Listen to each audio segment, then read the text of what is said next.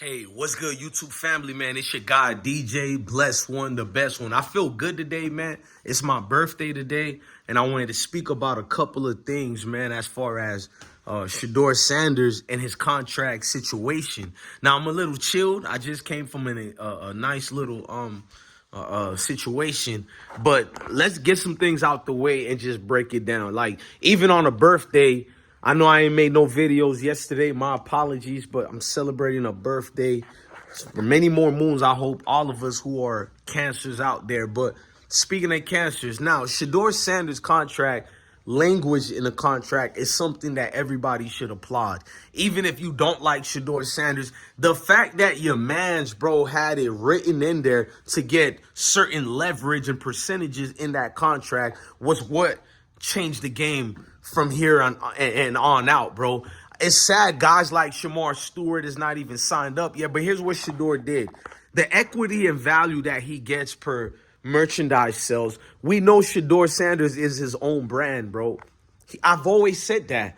Even with this YouTube stuff, you have to know how to brand yourself, bro. Shedeur knew his intellectual properties. He knew situations like his rights as an NFL talent that's valued in life itself higher than his counterparts, higher than teammates. I don't want to hear about the first pick. Shedeur value is incredibly high, even though Travis Hunter is high value as well, because you ain't seen no creature like Travis Hunter. I'm a creature too. We're God's creatures. I'm trying to say he's an unbelievable creature, Travis Hunter. But Shedeur carries a certain je ne sais quoi that a lot of players don't even have, bro. And it's that branding, bro, being a business, a walking business brand. He's a 5th round pick, and he generated damn near well over $300 million already in merchandise sale.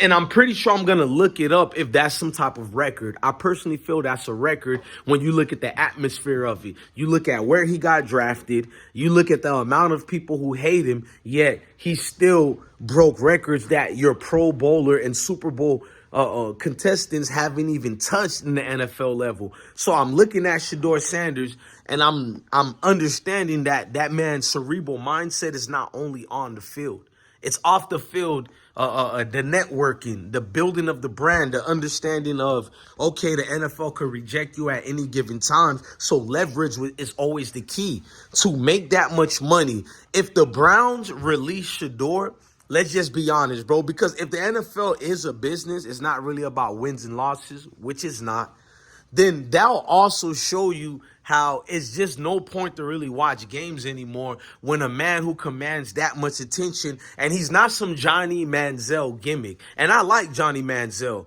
I supported Johnny Manziel, but he's not a Johnny Manziel gimmick nor liability. He's an actual proven talent. He's proven that every single team you put him on, he becomes better. But it seems that people gauged his scouting differently when it comes to Shedeur, meaning that they don't count the wins anymore because they move the goalposts and tell you, well, it was over there at Colorado and it was such and such coordinator. Then you see Sean Lewis was a failure.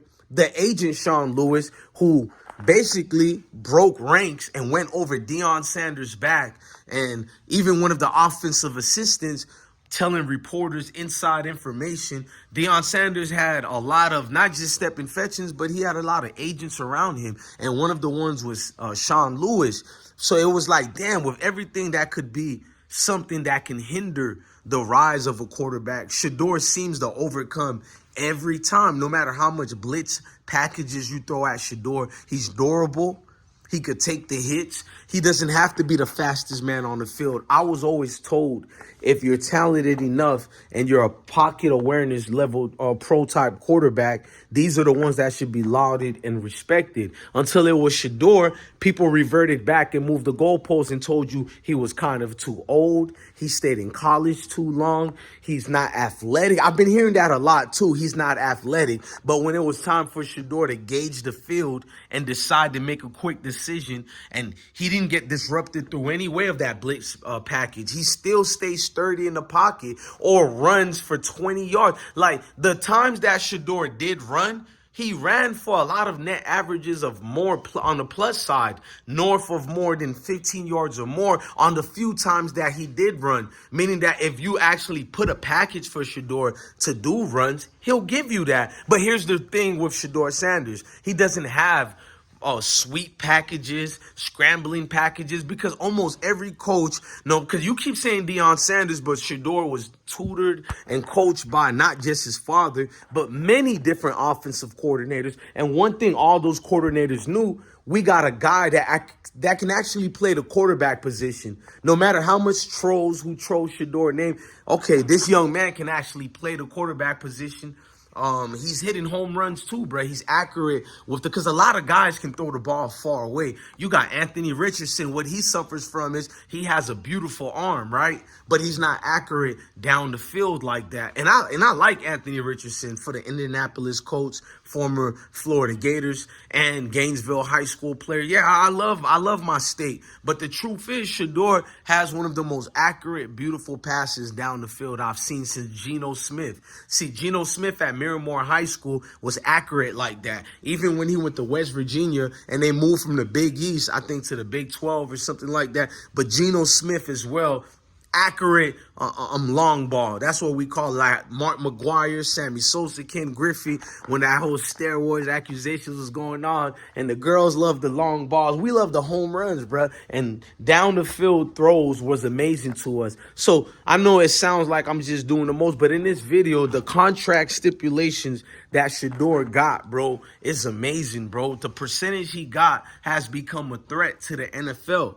So I believe a lot of things went into play with the collusions because they knew he's the new athlete. Like, as I've been saying to you guys, if Shedeur has that much leverage, that much full control, imagine how many other athletes who might be way better than Shedeur, how much they can command. Not just better, because it's not just about being better than somebody. How did you market yourself to the people? So it's not just about who has the best talent. If that's the case, we're all last place. But it's about character. Well, you know, that thing we call swag consists of character, what type of language you have out there, and understanding the world and understanding your constituents, people who look up to you. Because I notice I call y'all constituents. I don't call people fans, looking at them like they some type of groupie. No, these are just good people who support good people. Don't call me a fan and all that. I'm a supporter.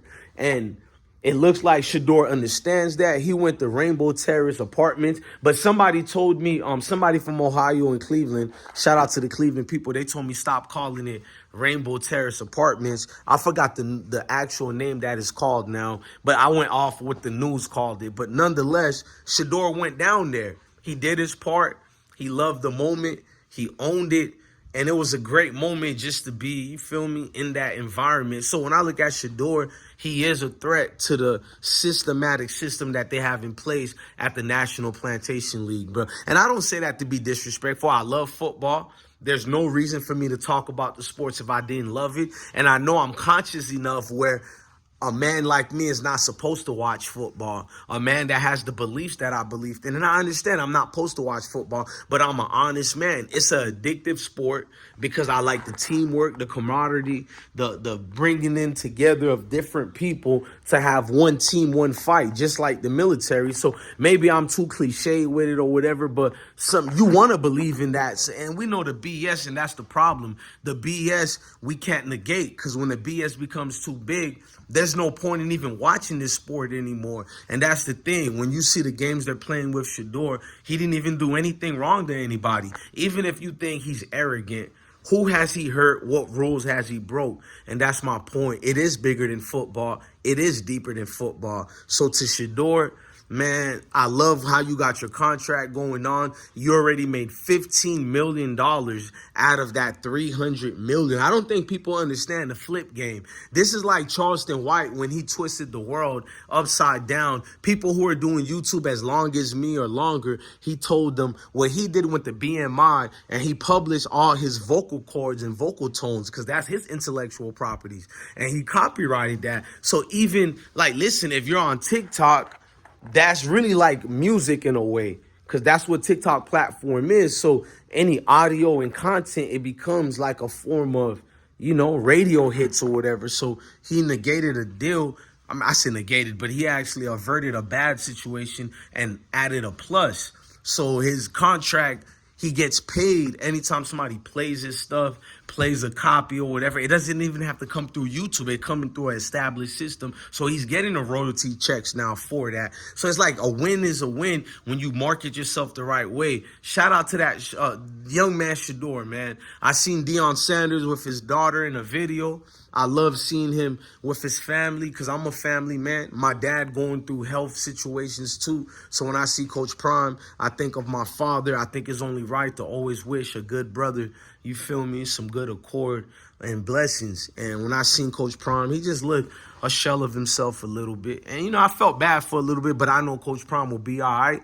I don't want to think bad and then something bad happen because we know if you think positive, positive things do happen. So let's keep thoughts and prayers for Coach Prime. And I can tell, man, a man who loves the game of football that much and you can't even get in there with your guys, the way you elevate them and motivate them, you can't because you're going through your own hurdles. Yeah, let's keep thoughts and prayers to Coach Prime, for real, man. Let's not be like Quincy Avery, a fellow brother who chose to throw shots towards Deion and Shedeur for some weird reason. He's addicted to the Sanders family, and he just keeps attacking them.